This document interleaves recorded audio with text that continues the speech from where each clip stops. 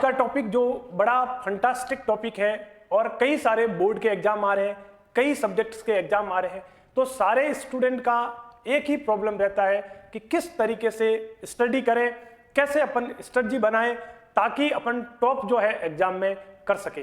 पूरी दुनिया में आईक्यू के मामले में, इंटेलिजेंसी क्वेश्चंस के मामले में जापान जो है वो सबसे आगे रहता है। तो जापानी टेक्निक जो है उस टेक्निक के हिसाब से बताएंगे जापान में बच्चे किस टेक्नोलॉजी को या किस टेक्निक को जो फॉलो कर रहे हैं, जो जिनका आईक्यू जो है इतना बेहतर है। तो जापान के लोगों ने एक जो पढ़ाई करने का तरीका बताया, पूरी दुनिया, चाहे स्टूडेंट हो, चाहे प्रोफेशनल वर्क करने वाले हो या अपने बिजनेस को शेड्यूल करने वाले हो, सारे लोगों के लिए एक टेक्निक का प्रयोग किया गया है। ये टेक्निक जो है, फर्स्ट टेक्निक को बोला काइजन टेक्निक। ये काइजन टेक्निक जो है ये बताती है कि यदि स्टडी में आपको लगातार इंप्रूवमेंट करना है तो आप उस चीज को धीरे धीरे, यानी कि आप बड़ा प्लान जो है उसको टुकड़ों में बांटें, छोटा छोटा करके पढ़े। बड़े टॉपिक को 5 पार्ट में डिवाइड कर दें, 10 पार्ट में डिवाइड कर दें, वोकेबुलरी को अलग से पढ़ लें। उसको इस तरीके से आप डिवाइड करके यदि पढ़ोगे तो वो आपका टॉपिक इजीली जो है वो टास्क क्लियर हो जाएगा। इस टेक्निक को बोलते हैं काइजन टेक्निक। काइजन जो टेक्निक यही कह रही है किसी भी टारगेट को आप उसको छोटा कर दें, डिवाइड कर दें, जिससे आपको पढ़ने में, इंप्रूवमेंट करने में आसानी रहेगी। और कुछ टाइम बाद, कुछ महीने बाद, कुछ साल बाद धीरे धीरे आप देखोगे कि उसकी आपका इंप्रूवमेंट, आपकी वोकेबुलरी, आपके चैप्टर, आपके जो टॉपिक है वो हजारों में आपको याद होंगे। तो धीरे धीरे करना, जैसे हमारे हिंदी सब्जेक्ट में आपको सिखाया गया, धीरे रे धीरे माना, धीरे सब कुछ होई। तो कभी कभी का जो ये डायलॉग है, ये डायलॉग वही काइजन टेक्निक का है। आप धीरे धीरे जो है डिवाइड करके जो है किसी चीज को पढ़े। दूसरा जो टेक्निक है पोमोडोरो टेक्निक। पोमोडोरो टेक्निक ये एक स्पेशल टेक्निक है।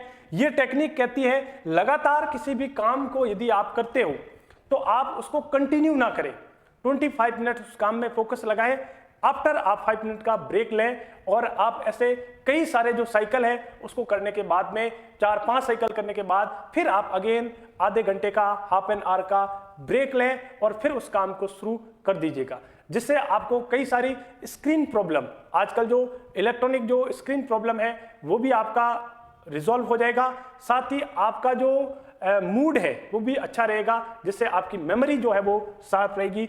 पोमोडोरो टेक्निक ये कहती है कि 25 मिनट आप कंटिन्यू रहे और 5 मिनट का उसमें ब्रेक करें, 15 से 30 मिनट का ब्रेक लें 4 साइकिल हो जाने के बाद। अगली है सुचु रियोकु टेक्निक। ये एक जापानी शब्द है। इस जापानी शब्द में बहुत कमाल की टेक्निक है। ये टेक्निक कह रही है कंसंट्रेशन पावर का काम करती है। ये आपके कंसंट्रेशन पावर को बढ़ाने के लिए जापानी जो लोग हैं वो ध्यान करके, इनकी आप किसी भी बड़े काम को यदि करना चाह रहे हो तो आप उसमें शांति रखें, डिस्टर्बेंस नहीं रखें। आप जहां भी स्टडी कर रहे हो आपका रूम जो है वो साइलेंस होना चाहिए, फोन आपका स्विच साइलेंट मोड पे होना चाहिए, आपको किसी तरीके का कोई इंटरप्ट ना हो, इसके लिए आपको साइलेंटली हर चीज पे करके उसको फोकस लगाएं। ये टेक्निक भी आपको याद रखने के अंदर बहुत बड़ी मददगार होगी। तो ये मददगार होगी टेक्निक। दूसरी है हंसे टेक्निक।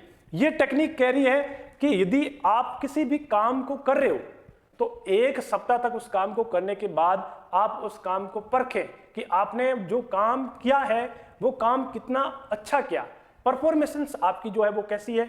आप सेल्फ टेस्ट लें, आप टेस्ट लें, एनालिसिस करवाएं। बड़ी बात यह है कि आप उसको परखें कि आप सच में जो काम करने जा रहे हो उसकी एफिकेसी, उसकी क्वालिटी जो है वो कितनी आपकी हो रही है। ये काम करने पे आपकी पढ़ाई के अंदर बहुत अच्छा जो है वो रिजल्ट देखने को आएगा। सबसे बड़ी जो बात है, आपका इंटेंशंस अच्छा होना चाहिए। आपके अंदर सेल्फ मोटिवेशंस, इनर मोटिवेशंस होना चाहिए कि भाई मुझे पढ़ना है, मुझे ये काम करना है। ऐसा यदि आपका मूड है, ऐसी आपकी सोच है, ऐसा आपका एटीट्यूड है, तो उस काम में 100% जो है वो पॉजिटिवनेस आएगी।